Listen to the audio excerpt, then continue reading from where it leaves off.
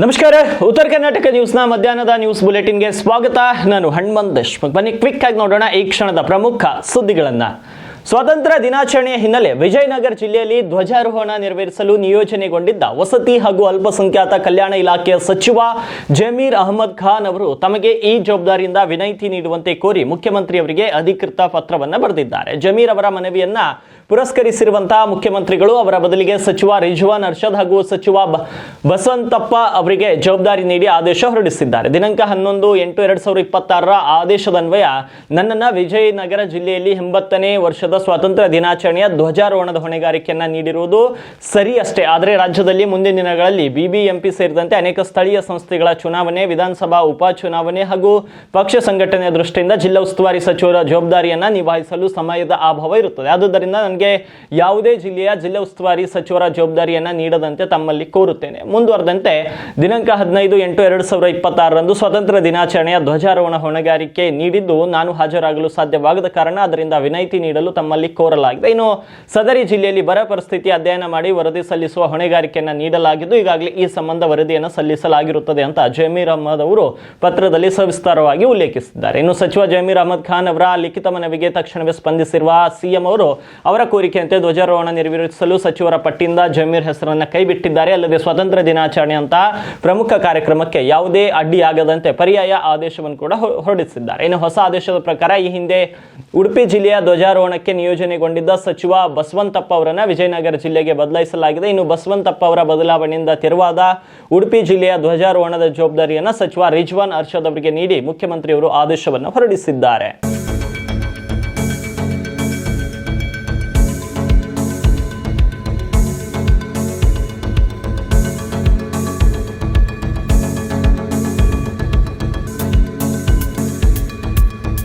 ಹೈದರಾಬಾದ್ನ ಪ್ರತಿಷ್ಠಿತ ನಲ್ಸರ್ ಕಾನೂನು ವಿಶ್ವವಿದ್ಯಾಲಯದ 2026 ಸಾಲಿನಲ್ಲಿ ಪದವಿ ಪಡೆದ ಎಲ್ಲ ವಿದ್ಯಾರ್ಥಿಗಳು ವಕೀಲರಾಗಿ ನೋಂದಣಿ ಮಾಡಿಕೊಳ್ಳುವುದನ್ನು ಬಾರ್ ಕೌನ್ಸಿಲ್ ಆಫ್ ಇಂಡಿಯಾ ಎಂದು ತಾತ್ಕಾಲಿಕವಾಗಿ ತಡೆ ಹಿಡಿದಿದೆ. ನಲ್ಸಾರ್ ವಿಶ್ವವಿದ್ಯಾಲಯದ ಘಟಿಕೋತ್ಸವಕ್ಕೆ ಭಾರತದ ಮುಖ್ಯ ನ್ಯಾಯಮೂರ್ತಿ ಸೂರ್ಯಕಾಂತ್ ಅವರನ್ನ ಮುಖ್ಯ ಅತಿಥಿಯಾಗಿ ಆಹ್ವಾನಿಸುವುದಕ್ಕೆ ಅಲ್ಲಿನ ವಿದ್ಯಾರ್ಥಿಗಳು ತೀವ್ರವಾಗಿ ವಿರೋಧಿಸಿದ್ದು ಭಾರಿ ವಿವಾದಕ್ಕೆ ಕಾರಣವಾಗಿತ್ತು. ಇದರ ಬೆನ್ನಲ್ಲೇ ಬಿಸಿಐ ಈ ಕಠಿಣ ಕ್ರಮ ಕೈಗೊಂಡಿದೆ. ಬಿಸಿಐನಿಂದ ಮುಂದಿನ ಆದೇಶ ಬರುವವರೆಗೂ 2026 ಸಾಲಿನಲ್ಲಿ ನಲ್ಸಾರ್ ವಿಶ್ವವಿದ್ಯಾಲಯದಿಂದ ಕಾನೂನು ಪದವಿ ಪಡೆದ ಯಾವುದೇ ವಿದ್ಯಾರ್ಥಿಯನ್ನ ಯಾವುದೇ ಬಾರ್ ಕೌನ್ಸಿಲ್ನಲ್ಲಿ ವಕೀಲರನ್ನಾಗಿ ನೋಂದಾಯಿಸಿಕೊಳ್ಳಬಾರದು ಎಂದು ಬಿಎಸ್ಐ ತನ್ನ ಆದೇಶದಲ್ಲಿ ಸ್ಪಷ್ಟಪಡಿಸಿದೆ. ಈ ಆದೇಶದಿಂದಾಗಿ ಬಿಸಿಐನಿಂದ ಹೊಸ ಆದೇಶ ಬರುವವರೆಗೂ ಈ ಸಾಲಿನ ಪದವೀಧರರು ರಾಜ್ಯ ಬಾರ್ ಕೌನ್ಸಿಲ್ಗಳಲ್ಲಿ ನೋಂದಾಯಿಸಿಕೊಂಡು ವಕೀಲ ವೃತ್ತಿ ಆರಂಭಿಸಲು ಸಾಧ್ಯವಾಗುವುದಿಲ್ಲ. ನಲ್ಸಾರ್ ಘಟಿಕೋತ್ಸವದ ಸುತ್ತ ನಡೆದಂತಹ ಘಟನೆಗಳು ಮತ್ತು ವಿದ್ಯಾರ್ಥಿಗಳ ನಡವಳಿಕೆಯ ಕುರಿತು ವರದಿ ನೀಡುವಂತೆ ಬಿಸಿಐ ನಲ್ಸಾರ್ ವಿಶ್ವವಿದ್ಯಾಲಯದ ಉಪಕುಲಪತಿಗಳಿಗೆ ಸೂಚಿಸಿದೆ. ವರದಿ ಬಂದ ಬಳಿಕ ವಿಚಾರಣೆ ನಂತರ ವಿದ್ಯಾರ್ಥಿಗಳಿಂದ ಯಾವುದೇ ಅಶಿಸ್ತಿನ ಕೃತ್ಯ ನಡೆದಿಲ್ಲ ಎಂಬುದು ಕಂಡು ಬಂದರೆ ನೋಂದಣಿಗೆ ಅವಕಾಶ ನೀಡಲಾಗುವುದು ಎಂದು ಬಾರ್ ಕೌನ್ಸಿಲ್ ತಿಳಿಸಿದೆ. ಹಾಗೆ ಈ ಆದೇಶವನ್ನು ಪ್ರಶ್ನಿಸಲು ಬಯಸುವ ಯಾರು ಬೇಕಾದರೂ ನ್ಯಾಯಾಲಯದ ಮೊರೆ ಹೋಗಬಹುದು ಅಂತ ತಿಳಿಸಿದೆ.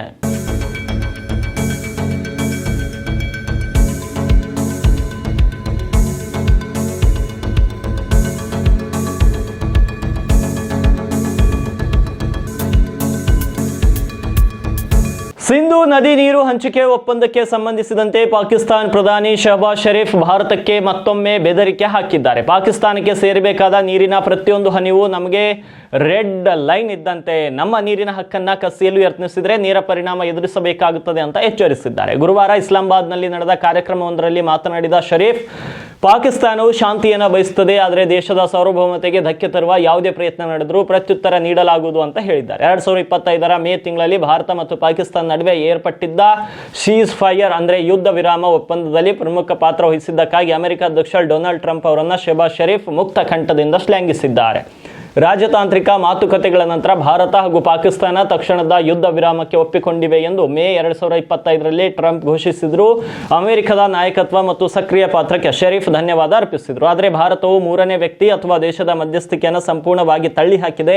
ಎರಡು ದೇಶಗಳ ಮಿಲಿಟರಿ ಸೇನೆಗಳ ನಡುವಿನ ನೇರ ಮಾತುಕತೆಯ ಮೂಲಕವೇ ಯುದ್ಧ ವಿರಾಮ ತೀರ್ಮಾನಕ್ಕೆ ಬರಲಾಗಿದೆ ಅಂತ ಭಾರತ ಸ್ಪಷ್ಟಪಡಿಸಿದೆ. ಕಾಶ್ಮೀರ ವಿಷಯ ಹಾಗೂ ಸಿಂಧು ನದಿ ನೀರು ಹಂಚಿಕೆ ಒಪ್ಪಂದವನ್ನು ಶರೀಫ್ ತಮ್ಮ ಭಾಷಣದಲ್ಲಿ ಉಲ್ಲೇಖಿಸಿದ್ದಾರೆ. ಪಹಲ್ಗಾಮ್ನಲ್ಲಿ ನಡೆದಂತಹ ಭಯೋತ್ಪಾದಕ ದಾಳಿಯ ನಂತರ ಭಾರತವು 2025 ಏಪ್ರಿಲ್ನಲ್ಲಿ ಸಿಂಧು ನೀರು ಹಂಚಿಕೆ ಒಪ್ಪಂದವನ್ನ ತಡೆ ಹಿಡಿಯಲಾಗಿದೆ ಎಂದು ಅಧಿಕೃತವಾಗಿ ಪ್ರಕಟಿಸಿತು. ಆದರೆ ಪಾಕಿಸ್ತಾನವು ಈ ಒಪ್ಪಂದವು ಕಾನೂನುಬದ್ಧವಾಗಿ ಇಂದಿಗೂ ಜಾರಿಯಲ್ಲಿದೆ ಎಂದು ವಾದಿಸುತ್ತಿದ್ದು ಅಂತಾರಾಷ್ಟ್ರೀಯ ವೇದಿಕೆಗಳಲ್ಲಿ ಈ ವಿಷಯವನ್ನು ಎತ್ತುತ್ತಲೇ ಬಂದಿದೆ.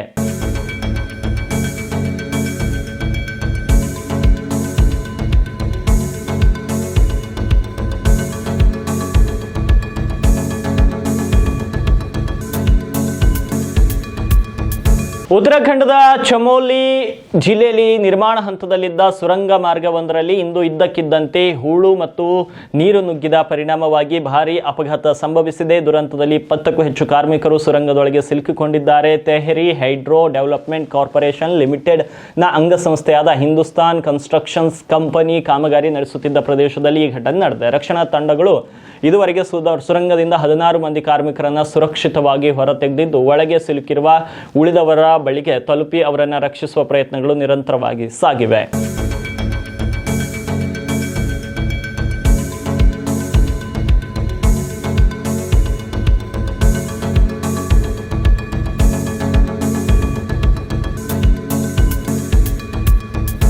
ಚಿಕ್ಕಮಗಳೂರು ಜಿಲ್ಲೆಯ ಕುದುರೆಮುಖದಲ್ಲಿ ಸ್ವಾತಂತ್ರ್ಯ ದಿನಾಚರಣೆ ಅಂಗವಾಗಿ ಹಮ್ಮಿಕೊಳ್ಳಲಾಗಿರುವ ಆಫ್ ರೋಡ್ ಅಡ್ವೆಂಚರ್ ಡ್ರೈವ್ ಸಾಹಸ ಯಾತ್ರೆಗೆ ರಾಜ್ಯ ಸರ್ಕಾರ ತೀವ್ರ ಆಕ್ಷೇಪ ವ್ಯಕ್ತಪಡಿಸಿದೆ. ಈ ಇವೆಂಟ್ನಿಂದಾಗಿ ಗ್ರಾಮೀಣ ರಸ್ತೆಗಳಿಗೆ ಹಾನಿಯಾದರೂ ಅಥವಾ ಜಲಮೂಲಗಳು ಕಲುಷಿತಗೊಂಡರೂ ಆಯೋಜಕರ ವಿರುದ್ಧ ಕಠಿಣ ಕಾನೂನು ಕ್ರಮ ಕೈಗೊಳ್ಳಲಾಗುವುದು ಎಂದು ಗ್ರಾಮೀಣಾಭಿವೃದ್ಧಿ ಮತ್ತು ಪಂಚಾಯತ್ ರಾಜ್ ಹಾಗೂ ಪರಿಸರ ಸಚಿವ ಈಶ್ವರ್ ಖಂಡ್ರೆ ಖಡಕ್ ಎಚ್ಚರಿಕೆ ನೀಡಿದ್ದಾರೆ. ಬೆಂಗಳೂರು ಮೂಲದ ಸಾಹಸ ಹವ್ಯಾಸಿಗಳ ಗುಂಪೊಂದು ಕುದುರೆಮುಖ ಭಾಗದಲ್ಲಿ ಈ ಆಫ್ ರೋಡ್ ಚಾಲನಾ ಇವೆಂಟ್ ಅನ್ನು ಆಯೋಜಿಸಿದೆ ಎನ್ನಲಾಗಿದೆ. ಮಳೆಯಿಂದಾಗಿ ಈಗಾಗಲೇ ಕೆಸರಾಗಿರುವ ಕಡಿದಾದ ಗುಡ್ಡಗಾಡು ಪ್ರದೇಶಗಳು, ನದಿ ಮತ್ತು ತೊರೆಗಳನ್ನು ದಾಟುವಂತಹ ಸಾಹಸ ಕೃತ್ಯಗಳು ಇದರಲ್ಲಿ ಸೇರಿವೆ ಎಂದು ತಿಳಿದು ಬಂದಿದೆ. ಈ ಹಿನ್ನೆಲೆ ಚಿಕ್ಕಮಗಳೂರು ಜಿಲ್ಲಾ ಪಂಚಾಯತ್ ಮುಖ್ಯ ಕಾರ್ಯನಿರ್ವಾಹಕ ಅಧಿಕಾರಿಗಳಿಗೆ ಸಚಿವ ಈಶ್ವರ್ ಖಂಡ್ರೆ ಅವರು ಲಿಖಿತ ನಿರ್ದೇಶನ ನೀಡಿದ್ದಾರೆ. ಈ ಸಾಹಸ ಕೃತ್ಯವು ಯಾವುದೇ ಕಾರಣಕ್ಕೂ ಪರಿಸರಕ್ಕೆ ಮಾರಕವಾಗದಂತೆ ಅಧಿಕಾರಿಗಳು ಕಟ್ಟುನಿಟ್ಟಿನ ಕ್ರಮ ಕೈಗೊಳ್ಳಬೇಕು ಎಂದು ಅವರು ಸೂಚಿಸಿದ್ದಾರೆ. ಪ್ರಮುಖವಾಗಿ ಕುಡಿಯುವ ನೀರಿನ ಮೂಲಗಳಾಗಿರುವ ನದಿಗಳು, ತೊರೆಗಳು, ನಾಲೆಗಳಿಗೆ ಇಂತಹ ಆಫ್ ರೋಡ್ ವಾಹನಗಳು ಪ್ರವೇಶಿಸದಂತೆ ತಡೆಯಲು ಅಧಿಕಾರಿಗಳಿಗೆ ಕಟ್ಟುನಿಟ್ಟಾಗಿ ಆದೇಶಿಸಲಾಗಿದೆ. ಮಾರ್ಪಾಡು ಮಾಡಲಾದ ಮತ್ತು ದೊಡ್ಡ ಆಫ್ ರೋಡ್ ಟೈರುಗಳನ್ನು ಹೊಂದಿರುವ ಇಂತಹ ವಾಹನಗಳು ಮಳೆಯಿಂದ ತೇವಗೊಂಡಿರುವ ಗ್ರಾಮೀಣ ರಸ್ತೆಗಳಲ್ಲಿ ಅತಿ ವೇಗವಾಗಿ ಮತ್ತು ಆಕ್ರಮಣಕಾರಿಯಾಗಿ ಚಲಿಸುವುದರಿಂದ ರಸ್ತೆಗಳು ಸಂಪೂರ್ಣವಾಗಿ ಹಾಳಾಗುತ್ತವೆ. ಅಷ್ಟೇ ಅಲ್ಲದೆ ಇದು ತೀವ್ರ ಮಣ್ಣಿನ ಸವೆತಕ್ಕೂ ಕಾರಣವಾಗುತ್ತದೆ ಎಂದು ಸಚಿವರು ಕಳವಳ ವ್ಯಕ್ತಪಡಿಸಿದ್ದಾರೆ.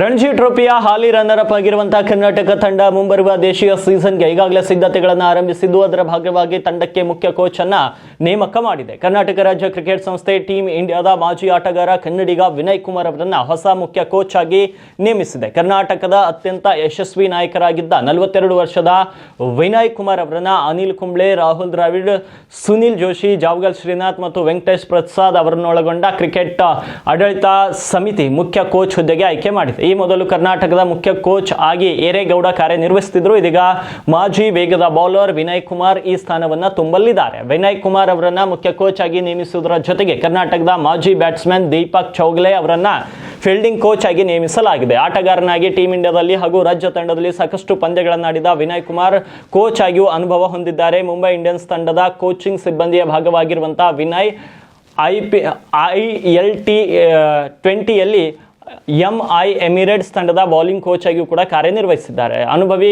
ವೀಕ್ಷಕ ವಿವರಣೆಗಾರರಾಗಿರುವ ವಿನಯ್ ಮುಂಬರುವ ರಣಜಿ ಸೀಸನ್ ನಲ್ಲಿ ತಂಡವನ್ನು ತಮ್ಮ ನೇತೃತ್ವದಲ್ಲಿ ಮುನ್ನಡೆಸಲಿದ್ದಾರೆ. ರಣಜಿ ಟ್ರೋಫಿಯಲ್ಲಿ ಹಾಲಿ ರನ್ನರ್ ಅಪ್ ಆಗಿರುವ ಕರ್ನಾಟಕ ತಂಡ ಅಕ್ಟೋಬರ್ 11ರಂದು ಆಂಧ್ರ ವಿರುದ್ಧ ಪಂದ್ಯದೊಂದಿಗೆ ಈ ಆವೃತ್ತಿಯ ರಣಜಿ ಸೀಸನ್ ಆರಂಭಿಸಲಿದೆ.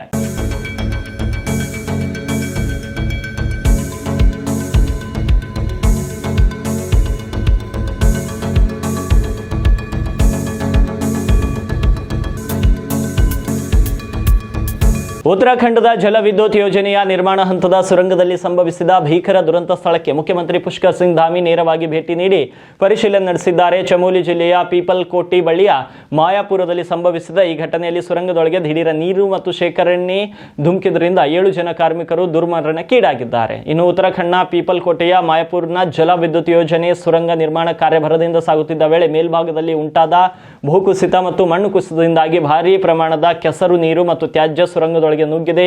ಸುರಂಗದ ಅರ್ಧದಷ್ಟು ಭಾಗ ನೀರು ಮತ್ತು ಮಣ್ಣಿನಿಂದ ತುಂಬಿಕೊಂಡ ಪರಿಣಾಮ ಒಳಗಡೆ ಕೆಲಸ ಮಾಡುತ್ತಿದ್ದ ಕಾರ್ಮಿಕರು ಸಿಲುಕಿಕೊಂಡಿದ್ದರು. ಇನ್ನು ಕಾರ್ಯಾಚರಣೆ ವೇಳೆ 7 ಕಾರ್ಮಿಕರು ಮೃತಪಟ್ಟಿರುವುದು ದೃಢಪಟ್ಟಿದೆ. ಇನ್ನು ಘಟನೆಯ ತೀವ್ರತೆಯನ್ನು ಅರಿತ ಮುಖ್ಯಮಂತ್ರಿ ಪುಷ್ಕರ್ ಸಿಂಗ್ ಧಾಮಿ ಅವರು ಸ್ವತಃ ನಿರ್ಮಾಣ ಹಂತದ ಸುರಂಗದ ಆಳಕ್ಕೆ ಇಳಿದು ಸ್ಥಳೀಯ ಆಡಳಿತ ಹಾಗೂ ರಕ್ಷಣಾ ತಂಡಗಳೊಂದಿಗೆ ಪರಿಶೀಲನೆ ನಡೆಸಿದರು. ತಕ್ಷಣವೇ ಪರಿಹಾರ ಕಾರ್ಯಾಚರಣೆಯನ್ನು ಚುರುಕುಗೊಳಿಸಲು ಮತ್ತು ಸಂತ್ರಸ್ತ ಕುಟುಂಬಗಳಿಗೆ ಸೂಕ್ತ ಪರಿಹಾರ ಒದಗಿಸಲು ಅಧಿಕಾರಿಗಳಿಗೆ ನಿರ್ದೇಶನವನ್ನು ಕೂಡ ನೀಡಿದ್ದಾರೆ.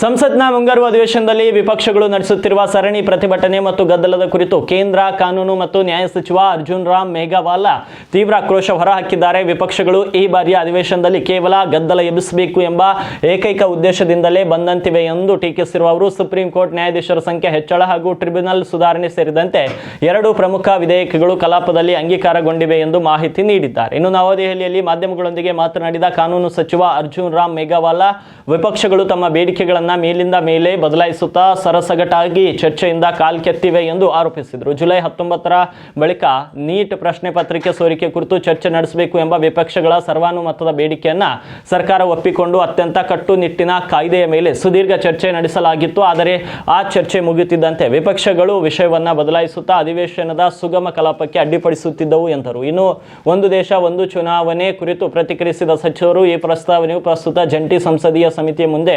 ಪರಿಶೀಲನೆಯಲ್ಲಿದೆ ಎಂದು ಸ್ಪಷ್ಟಪಡಿಸಿದರು. ಇದೇ ವೇಳೆ ಕಾನೂನು ಸುಧಾರಣೆಯ ಭಾಗವಾಗಿ ಕಾನೂನು ಸಚಿವಾಲಯದ 2 ಪ್ರಮುಖ ವಿಧೇಯಕಗಳು ಅಧಿವೇಶನದಲ್ಲಿ ಅಂಗೀಕಾರಗೊಂಡಿರುವುದಾಗಿ ಅವರು ತಿಳಿಸಿದರು. ಪ್ರಮುಖವಾಗಿ ಸುಪ್ರೀಂ ಕೋರ್ಟ್ನ ಒಟ್ಟು ಅನುಮೋದಿತ ನ್ಯಾಯಾಧೀಶರ ಸಂಖ್ಯೆ ಸಿಜೆ ಸೇರಿ 34ರಿಂದ 38ಕ್ಕೆ ಹೆಚ್ಚಿಸಲಾಗಿದ್ದು, ಇದರಿಂದ ಸಂವಿಧಾನ ಪೀಠಗಳ ರಚನೆ, ಬಾಕಿ ಪ್ರಕರಣಗಳ ಶೀಘ್ರ ವಿಲೇವಾರಿ ಹಾಗೂ ಖಾಯಂ ಪೀಠಗಳ ಸ್ಥಾಪನೆಗೆ ಭಾರಿ ನೆರವಾಗಲಿದೆ ಎಂದರು. ಇದರೊಂದಿಗೆ ದೇಶದ ನ್ಯಾಯಾಂಗ ವ್ಯವಸ್ಥೆಯನ್ನು ಬಲಪಡಿಸಲು ಟ್ರಿಬ್ಯುನಲ್ ಸುಧಾರಣಾ ವಿಧೇಯಕವನ್ನು ಅಧಿವೇಶನದಲ್ಲಿ ಸಮ್ಮತಿ ಸಿಕ್ಕಿದೆ ಅಂತ ಸಚಿವರು ವಿವರಿಸಿದರು.